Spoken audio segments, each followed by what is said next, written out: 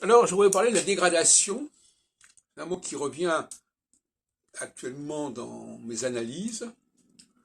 La dégradation des langues. Alors, la dégradation des langues, les langues se dégradent, elles perdent leur esprit, elles perdent leur génie d'une certaine manière, sauf le français qui échappe en grande partie à cette maladie.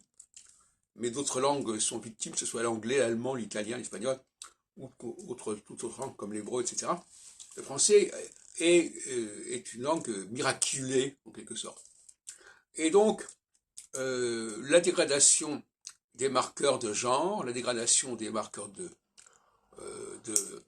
nombre, la dégradation des façons de marquer le temps, j'en ai parlé tout à l'heure, tout ça, ce sont des marques de dégradation qui aboutissent aussi à une dégradation de notre compréhension du monde, de notre compréhension de la société.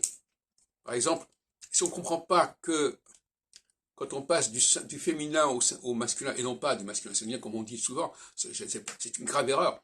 En français, on ne passe pas du féminin au masculin au féminin, on passe du féminin au masculin. Et le masculin est une contraction du féminin. On passe de vieille à vieux, et pas de vieux à vieille. Et effectivement, ça veut dire qu'il y a un enseignement au niveau de l'élection. On élit quelqu'un, on élit des députés, des délégués, et donc il y a déjà ce processus, la masse va se restreindre, va se contracter pour donner naissance à une assemblée de quelques centaines de personnes.